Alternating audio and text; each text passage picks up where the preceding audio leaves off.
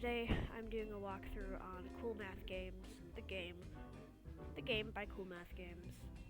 Usually my walkthroughs are irrelevant because most of my walkthroughs are of older games that many people have made walkthroughs on already, and usually I go a little slower than most walkthroughs, so it probably doesn't mean much. This game is still fairly recent. It came out less than a year ago, I believe. Not sure. I think so. And I'm actually doing this for a good reason, not just because I'm running out of ideas, which I'm not, but I'm doing this because all the walkthroughs I found for this game were all really slow, so I'm actually this time trying to do a quicker walkthrough. So I'm just going to start the game because you don't want to listen to me go on like this for another 20 minutes, so let's just get started. The basis of this game is you can click on the floor to walk around, and you can click on stuff to interact with it and talk to people. If you put your cursor up at the top of the screen, this yellow bar is your inventory where items will appear, and you can click and drag them onto other things. Excuse me. So this is going to start with talking to Cleo over here. Now for this text stuff, you can just press the button to advance to the next text thing, and when these come up, these are different ways you can respond. I'm going to be mostly skipping this stuff because it doesn't really matter. So for this, you can just kind of breeze through. If you want to read it, then that's fine, but you can just respond with the first option. But then when you get to these two, it's faster to click the second option, and then you can just keep doing the first option. To start your... Oops, I didn't mean to do that. Your first mission, which is to get smoothies for everyone and introduce yourself at the same time. So I'm going to do that, where I make the smoothies and then talk to people after I give them the smoothies. Now, even though I know the ingredients, if you come in here to the room that I believe is called the cafeteria, where you can make smoothies, even though I know the ingredients, it won't actually let you pick it up until you click these instructions and close them, because then your character knows what to do. And you can also pick up a jelly truck from in here. Wow, that sound effect is a little loud. So you got that, and now we have the options, or not options, but the ingredients. So if you come over here by the stairs, there's an orange under here you can pick up. Wow, okay, I'm gonna turn those sound effects off. And then over here where the beast is a pineapple. Okay, or those sound effects could just keep playing. And you can come up here, upstairs, and there's some apples right here. Yeah, well, I guess we're gonna have to deal with that. So now we've got the 3 ingredients, so we can come back down here, and we can go to our inventory, and we can pick up the ingredients and put them into the smoothie hole. So put all the ingredients in there, and now the dude from Coolmath Games, Hangman, comes out and he gives us the smoothies. So we get 4 smoothies to give to the employees. And we need to introduce ourselves to them as well at the same time. Well, we already did it with Cleo, so you can just give a smoothie to Cleo. Now over here we've got these 2, Vicky and Mads. You can give them their smoothies, and since you also have to talk to them as well before the quest is complete, I'm just gonna do that. Talk to Vicky, it doesn't matter the order, but for Vicky, you can just answer the first option for everything.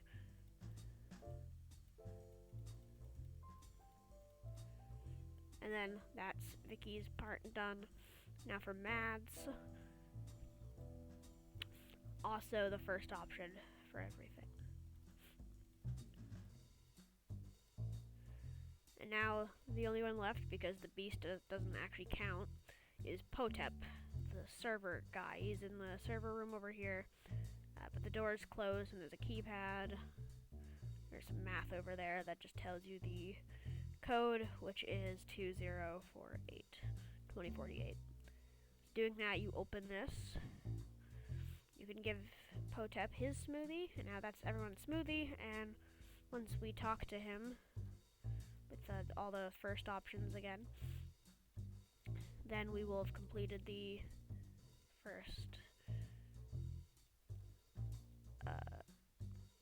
task. So there you go.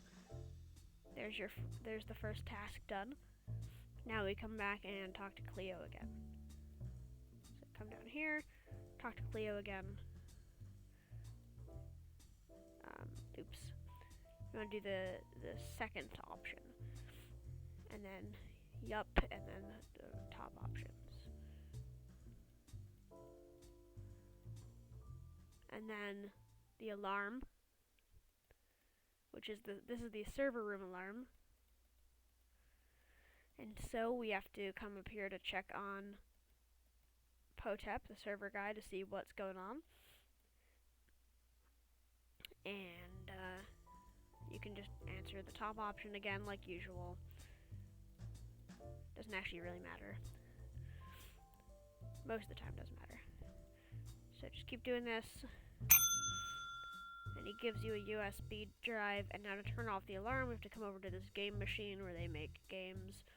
Use the USB drive on it, which opens up this, and you basically just got a math thing, but you want to take the USB drive and plug it into port 5, which should stop the alarm. Now we can keep talking to him, and the machine blew up, and we lost all our library assets, so we have to find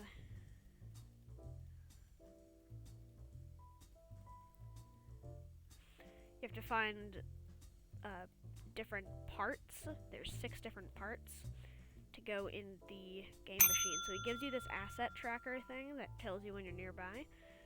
Now you only need 3 parts, and you have to put 3 parts into the game machine. And it doesn't matter at all which 3 parts, but I'm going to show you how to get all 6 of them. You can get all 6 of them if you want, but you only put 3 parts in there. So, yeah, I'm just going to show you how to get all of them, so you can choose, unless you also want to get all of them, but you only need to use 3. But the first one is actually in your volume settings. If you click here, there's the first part is just in that one. That part doesn't appear in there until after you start that quest. So that's 1. Hold on, there we go. The second one, no, it doesn't matter the order, but the second one that I'm doing is over here. You put your jelly truck into the wall crack because it can fit in there. You just have to click to steer it around here to get to the end of this path, and you just have to avoid touching the wood. So you just gotta, oh yeah, see I hit the wood there, and so it reset me. It's probably better if you don't go super fast. Still fairly easy though. And then there's this part. Then there's another part. If you take these letters over here and you pick them up and come over here, and since the beast over here is the beast from Hangman, and since Hangman, which is about what Hangman is about, he has like blanks in his text, which is clever. But if we feed him the letters, he can eat the letters, and now he can talk. And now if you just keep talking to him, he'll give you another part. So I have 3 parts now. So I could just beat the game now if I wanted to with those 3 parts, but like I said, I'm going to show you how to get all of them.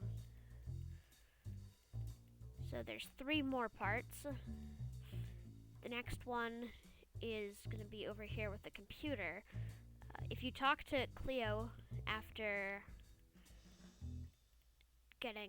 fixing the alarm, you'll clear that quest. And now, if you click on the computer and find that one of the parts is in Cleo's computer, now you go and talk to Cleo, and there's a new dialogue option, which the top option, and now we can keep talking on the top option, and now we can play this, and we have to play a text adventure escape room game now for this part. But it's pretty simple. I'm not gonna ask what game it is, I'm just gonna start it. Basically a bunch of options and stuff. You can read this if you want to. You can like pause or whatever. But the first thing we need to do is go into the hallway, and then to the bedroom, on the bed, and under the pillow. And we get a rusty key. Now we go to the cupboard, and we can unlock it with the key. Now we get a crowbar. And now we head out back to the hallway. This time, we're going to go back to the main room and go, oh wait, hold on.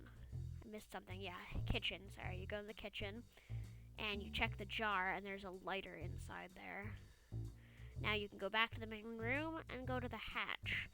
And now you have to break open the hatch with the crowbar you just got and use the lighter so you can see and continue to the door. And step through, and you plummet down a hole, and then you wake up, I guess? I don't know. And now you just return back to the cabin.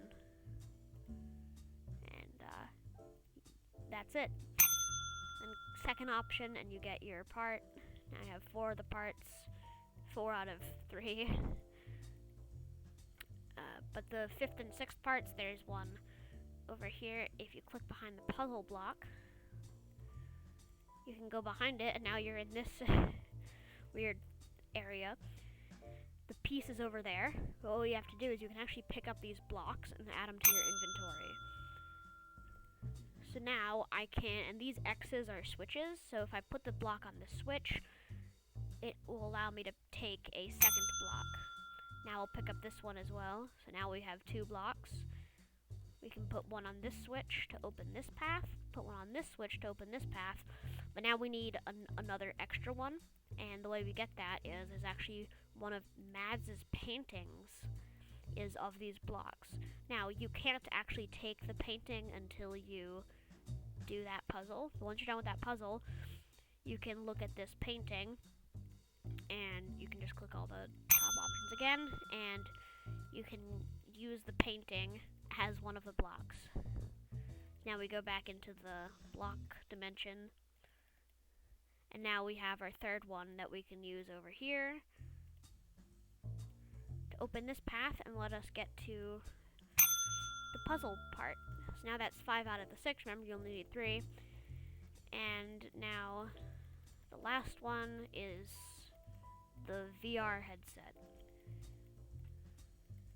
And so the way this works, you have to talk to Vicky about the computer parts, so the second option, and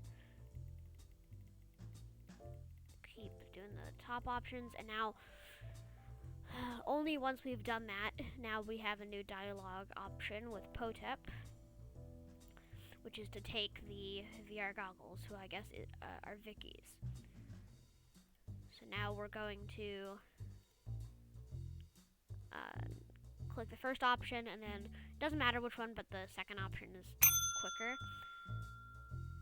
Now you get the VR goggles from Potep, which you can only do after talking to Vicky about the VR goggles. Now you can use the VR goggles that only work on Vicky's computers. You can enter into the cyberspace, which is it's really weird looking. Like, look at this. Like, this is really strange, because we just went from like the 3D cartoony like art style to this. It's odd. But you can move using these arrows. You can move to different areas, and it just says follow the eyes, but basically you have to pick up all the paint buckets. So we're going to start by going right. You get this one, and then go left to back out of it. Forward, you have another one. Left, you have another one. Right and forward to come back. And then right is another one. Left to back out. Forward, we'll go right to get this one. Left to back out. Left to get this one. Right to back out. And now that we've collected all of them, all these lights are on, and we can ascend into this bucket, which has the part in it. So there's how you get all of the 6 parts. You only need 3 of them, or you can get all of them like I did if you want. You actually, it only lets you put in 3. And I'm pretty sure depending on what 3 you put in, it changes the end of the game, but like the ending is still the same. Like you create a game or whatever, but I think it changes like what characters like it or whatever. But it doesn't actually change anything. It just changed what the characters say at the end of it, which is cool. So you can just put in whatever. I'm gonna put in, I guess, graphics, music, and puzzles. Sure. And once you get 3 of them, it actually doesn't let you put in any more. Now you can talk to Potep. And all the parts are in, and now all that's left is you have to take Potep's wrench and use it to fix the game machine, and now we're pretty much done with the game. You just gotta go and fix it. Excuse me. And now you have this pipe puzzle. You're just gonna turn the second, I don't know, dial thing, and then the last one. And then you can hit the switch.